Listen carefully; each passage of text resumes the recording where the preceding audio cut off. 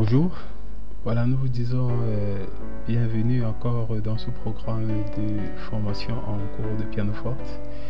Nous voulons présenter aujourd'hui un instrument, un outil, on ne dira pas indispensable mais important quand même, n'est-ce pas, pour l'étude justement de la partition. Alors nous vous présentons aujourd'hui le Noteworthy Composer. Noteworthy Composer. Cette version est une version ancienne que nous vous conseillons parce que les nouvelles versions ont d'autres propositions mais aussi certaines limites, voilà, telles que probablement vous pourrez le découvrir par la suite. Déjà nous ouvrons dans notre logiciel, voilà, nous cliquons dessus, voilà, nous acceptons. Voilà, donc vous avez ici déjà des conseils, voilà, vous pouvez les parcourir. Et s'il arrivait que vous ne vouliez pas avoir ça, évidemment au début de votre l'ouverture de votre logiciel, vous n'avez qu'à cliquer sur l'encoche, ou alors vous laissez pour lire souvent, puis vous cliquez sur close. Alors pour ouvrir dans un document, voilà, nous pouvons cliquer sur le fichier vierge ou ici là sur new, ça dépend. Donc je clique par exemple sur new. Voilà, quel type de fichier ai-je besoin de créer? Est-ce que c'est un fichier de piano ou voilà, un quartet, un SATB, c'est-à-dire soprano, alto, ténor, basse, voilà, ou un ensemble de 4 voix, ou alors un acapella vocal. Voilà, ici je regarde au niveau des samples ou alors du rythme, voilà, les métal, latin, valse, rock et ainsi de suite. Pour le moment nous n'avons pas besoin de ranger dans ces dures caractéristiques, j'ai envie de dire. Nous allons créer un simple fichier, voilà. Donc nous partons d'un fichier tout blanc score, voilà, un fichier vierge complètement. Voilà, on peut vous proposer, est-ce que vous avez un titre? Vous pouvez donner un titre à votre document, vous mettez l'auteur, le copyright, voilà, et les commentaires selon, voilà. Et quand vous avez cliqué fini, vous cliquez sur OK. Et ceci, ce sont des informations qui vont apparaître lorsque vous aurez imprimé votre document. Vous aurez automatiquement et systématiquement ces informations en bas de page. Ok, voilà, donc je vais cliquer sur cancel parce que pour le moment je n'ai pas besoin de le faire. Donc je clique simplement blanc score, je clique sur OK. Voilà, ici je clique sur OK, c'est parti. Donc voilà, j'ai besoin de créer, n'est-ce pas, une partition avec nos notes. Alors regardons ce qui se passe lorsque nous n'avons pas de clé ici avec notre Noteworthy Composer. Alors je demande ici par exemple à créer une noix. Vous voyez, par défaut c'est sur la noix. Je vais cliquer sur le bouton entrée de mon ordinateur, voilà, et puis je vais essayer de lire si ça peut lire.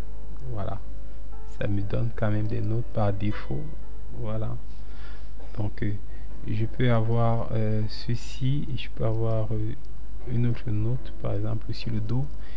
Si je veux avoir une blanche, voilà, je clique sur la blanche et je valide sur le bouton entrée. Alors lorsque je vais jouer, j'aurai, voilà, voilà. Bon, maintenant qu'est-ce qui se passe si je mets la clé, disons la clé de sol ici? Je reprends, bien. Maintenant si j'enlève et je mets la clé de fa, qu'est-ce que j'aurai? Voilà, donc vous voyez, par défaut nous avons les notes en clé de sol par défaut lorsqu'il n'y a pas de clé. C'est ce que l'ordinateur préconise. Mais dans la lecture normale de la partition, nous vous déconseillons fortement ce genre de choses. Il est important et capital d'avoir une clé en début de portée pour pouvoir lire les notes qui se trouvent en l'intérieur. Alors, nous vous disions que ce logiciel est important pour vous. Pourquoi? Il est important à plusieurs titres. En fait, le logiciel lit systématiquement, n'est-ce pas, tout ce que vous lui donnez comme énoncé, tout ce que vous lui donnez à interpréter, voilà. Il lit directement et vous donne les résultats en audio. Donc, voilà à peu près comment cela se présente. Nous aurons à travailler dessus assez souvent et amusez-vous, n'est-ce pas, à voir toutes ces caractéristiques. Par exemple, ici, c'est pour éteindre le son. Voilà, quand je joue, je n'entends rien du tout. Rien du tout. Alors, si je reviens à la normale, j'aurai... Bien, ok. Nous avons le bouton stop, n'est-ce pas, pour arrêter le jeu. Nous avons create lyrics, voilà.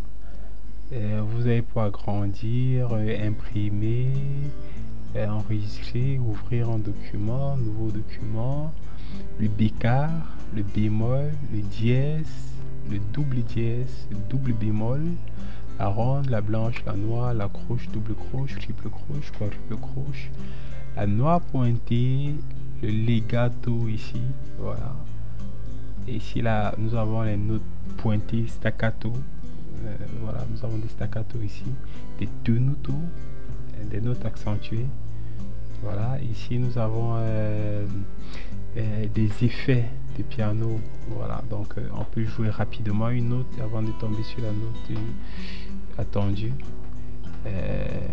Nous avons d'autres formes de choses. Bon, mais maintenant vous pouvez aussi créer l'effet pédale de piano ici, et pour annuler la pédale, cliquez là, voilà. Ici c'est la respiration. Ici vous avez pour maintenir la note, n'est-ce pas, voilà. Donc vous avez les pianissimo, double pianissimo, piano, mezzo piano, mezzo forte, forte, double fort, et voilà, triple fort, ainsi de suite.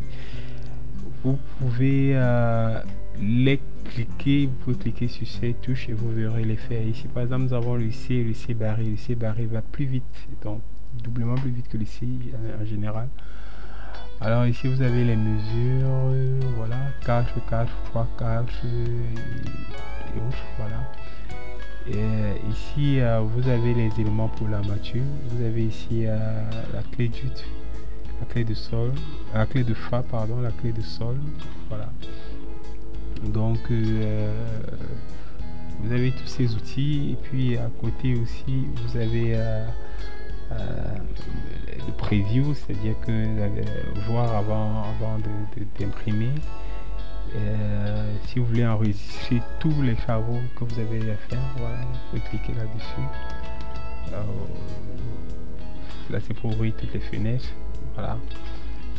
Donc vous pouvez ouvrir les différents, voilà, vous voyez tout ce qu'il y a à l'intérieur. Ici par exemple c'est assez intéressant, vous avez les tempos et toutes ces fonctionnalités qui sont assez importantes pour créer votre partition, voilà. Donc les outils, les fenêtres, l'aide, si vous avez besoin d'aide, voilà, vous pouvez avoir ça.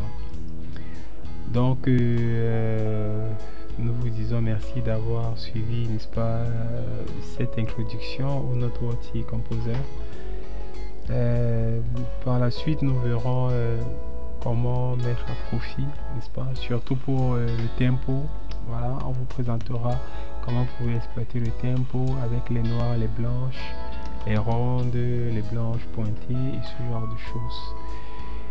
Ceci fera partie d'un des outils que nous aurons utilisé pour l'optimisation de vos compétences en matière jeu de musique, de piano en ce qui nous concerne. Nous vous disons merci de nous avoir suivis et nous vous souhaitons très bonne suite et très bon travail pour la suite dans notre programme. À bientôt.